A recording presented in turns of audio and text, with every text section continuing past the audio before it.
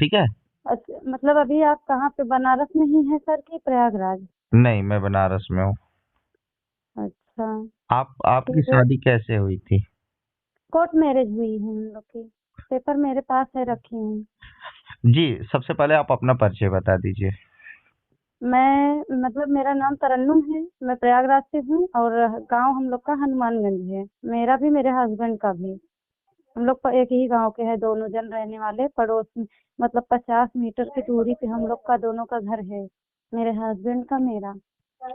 अच्छा, ये बताइए, प्यार आपको हुआ था कि उनको हुआ था? नहीं सर, उनको हुआ था मुझे। मैं इनको जानती नहीं थी, क्योंकि जब मतलब कि मैं ना बचपन से हमेशा नानी के यहाँ रह रही थी, ननियाल में।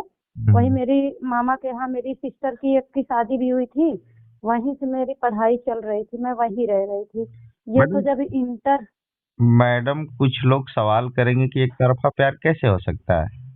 एक तरफा नहीं था हाँ। सर, दोनों तरफा था। लेकिन मैंने नहीं किया था, उन्हीं ने किया था शुरू।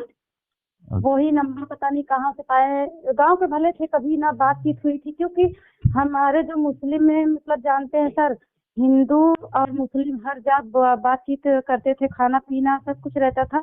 लेकिन जो इनकी जात है यानी भारतीय ना, थोड़ा इन लोग से मतलब हम लोग बहुत दूर रहते थे, क्योंकि इन लोग के यहाँ वो नहीं, रिश्ता उश्ता ज्यादा रखा जाता था, ज्यादा का एकदम बिल्कुल नहीं। तो इसीलिए, लेकिन ये पता नहीं कहाँ से नंबर पा गए मेरा और फोन ऑन कर दिए। पता नहीं रिचार्ज के लिए भेजी थी, वहां से पाए कैसे पाए। और फिर बातचीत होने लगी हो तब ये बताए कि हाँ, हम तुमको पसंद करते हैं, शादी करना चाहते हैं। लेकिन मैंने इनको बोला था कि मेरी और आपकी शादी मुमकिन नहीं है, क्योंकि आपकी और मेरी तो, अगर मतलब हिंदू कास्ट में मैं होती किसी भी, तब तो थोड़ा पॉसिबल भी था, या मुस्लिम कास्ट में वो होते तब भी पॉसिबल था। लेकिन ये हिंदू और मुस्लिम दोनों, मतलब कि ऐसा, तो ना आपके घर वाले मानेंगे ना मेरे, लेकिन ये माने ही नहीं। नौकरी इनको जब पहले तो जब बातचीत कर रहे थे नौकरी नहीं मिली थी, फिर उसके बाद ही इनको नौकरी भी मिल गई।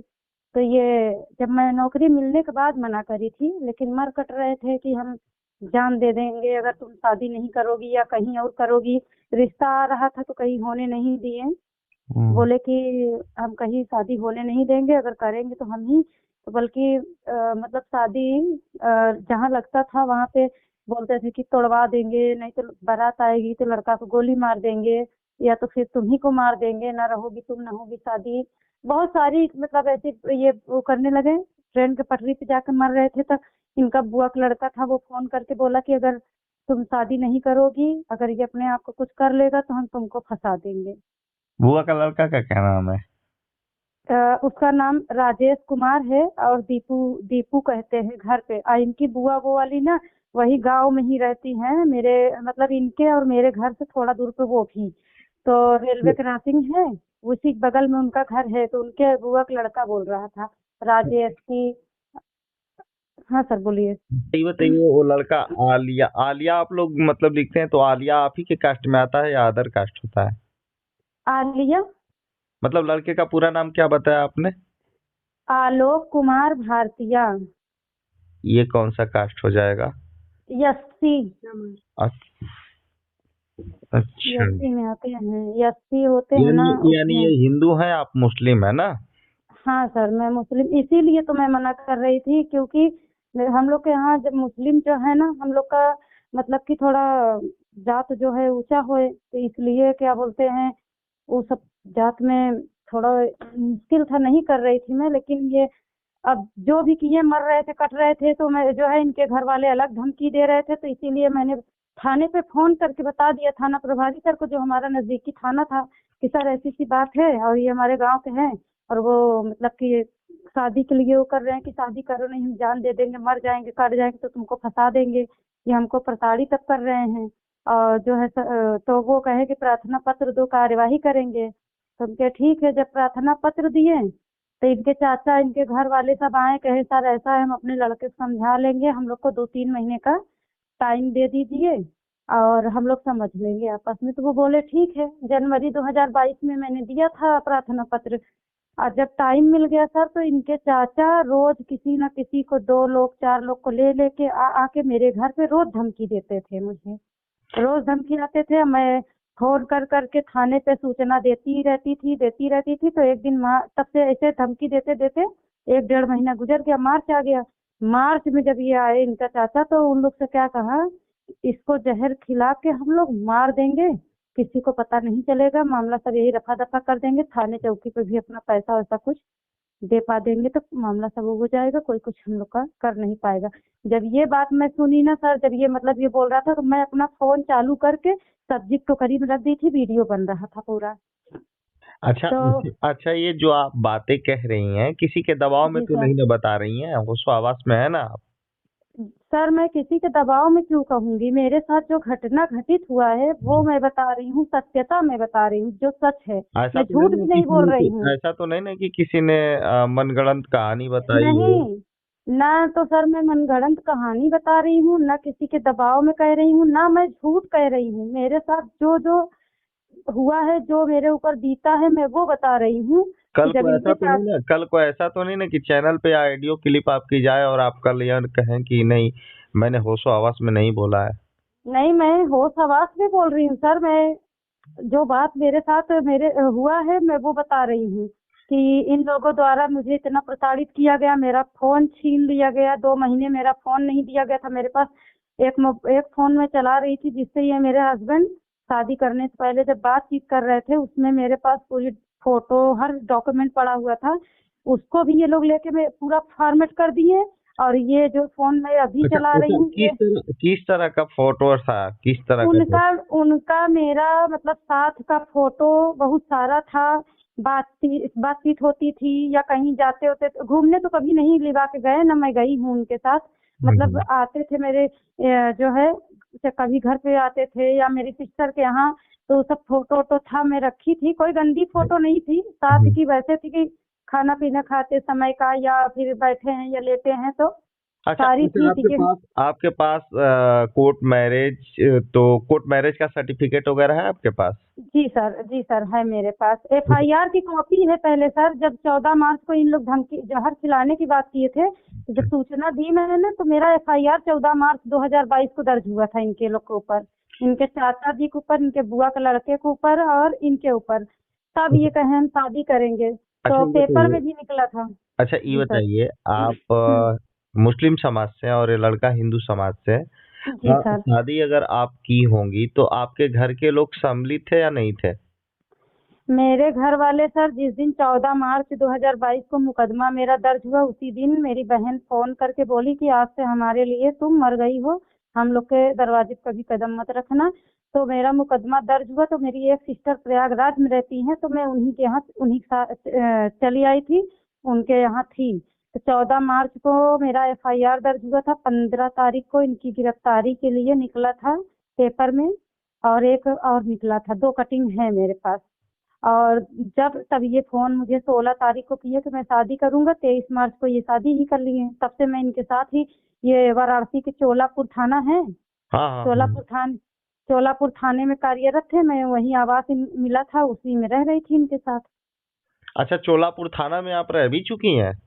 जी सर, चोलापुर थाने पे जब आप गेट से एंट्री करेंगे सीधा, तो हम्म। दाहिने साइड एसएचओ का सर का मतलब कि कैबिन है, और इधर बाएं तरफ आप देखेंगे तो महिला डेस्क वगैरह है, तो उसी से सीधे आप जब जाएंगे तो थोड़ा इसे टूटा फूटा हुआ घर बना है, फिर एकदम सामने देखेंगे तो बैरक बना है, बैरक में रूम वूम बना है, वहाँ आवास मिला था। वहाँ के जो थाना प्रभारी थे, उनसे हमारे यहाँ के सीओ साहब बात किए, फोन किए, बताएं कि आपके थाने का सिपाही लड़का है, और यहीं के हमारे जो है थाना अंतर्गत की लड़की है, उसके साथ ऐसा ऐसा बात है, उसको धमकी दे रहा है मरने कटने की, एफआईआर दर्ज हो चुका है, आए और चुपचाप शादी करे, लड़की को लेके जाए। तो उन्होंने भेजा था, प्रवीण सर ने, प्रवीण उनका नाम था, जो एसएचओ थे तब 2022 में।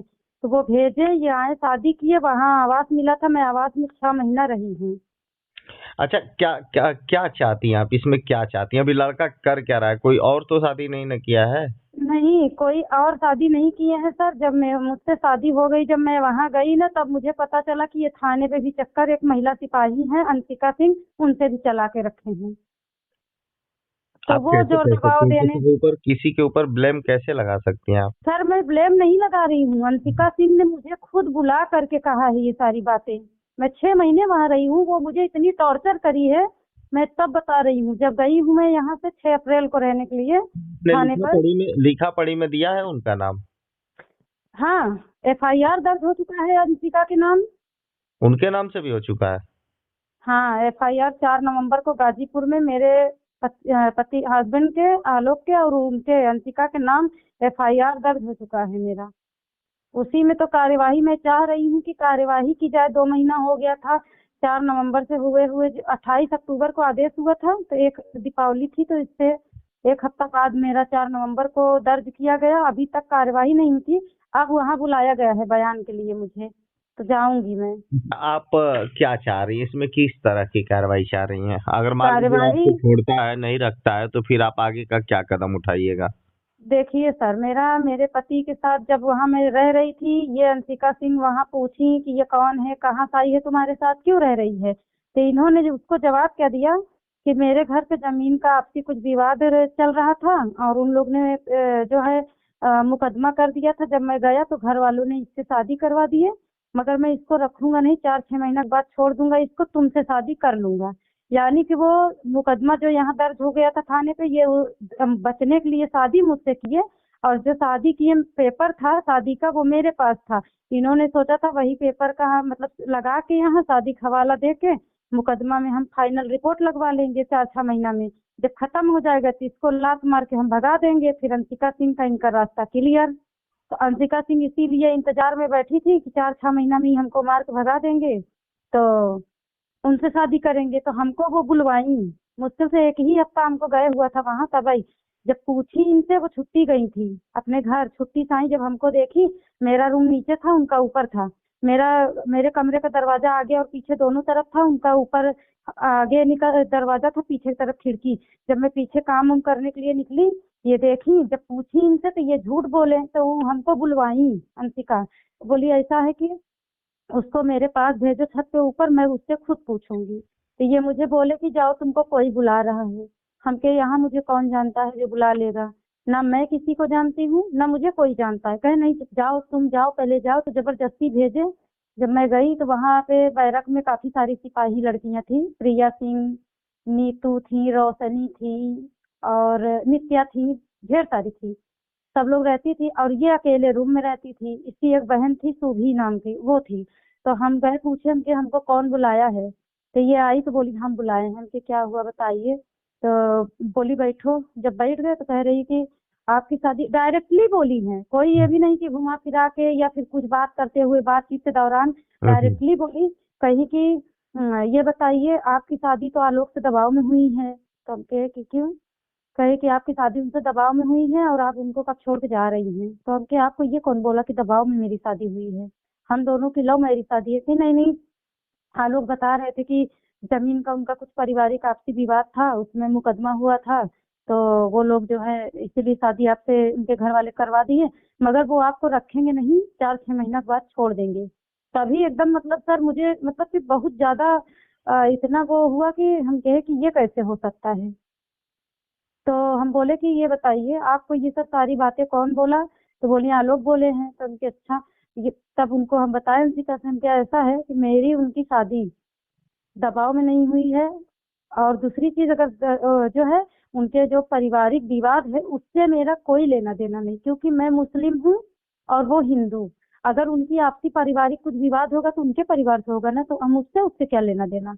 और फिर ये बताइए आपको मेरे शादी से क्या दिक्कत प्रॉब्लम है। यहाँ किसी महिला पुरुष किसी सिपाही किसी को भी नहीं कोई दिक्कत है। तब वो ना कहीं की दिक्कत है हमको, क्योंकि उनसे मेरा संबंध है। तब ये बोली जब, तो हम कुछ नहीं बोले, वहां चुपचाप चले आए तो हम इनसे अपने हस्बैंड से पूछे, हम कि ये बताओ आपने हमको भेजा ऊपर वो कि जाओ तुमको बुला रही है वहां पे पूछो। जब मैं गई अंशिका से बात कर रही, वो हमसे ऐसे ऐसे कह रही है, तो आप पूछिए कि वो मुझसे ये सवाल करी क्यों। तो ये हमको मारे नहीं वहां पे थाने पे, मारे मारे वहां हमको। और उसके बाद फिर जो है एक आध हफ्ता बीता। फिर ये हमको जो है छत पे, मैं नहाने धोने के लिए रोज जाती थी, तो जब गई फिर ये हमको कहने लगी अभी तक तुम यही हो, अभी गई नहीं, ऐसा ऐसा मुझसे पूछी। तब मैं फिर ये बात उनसे जवाब दे के आई कि मैं नहीं जाऊँ।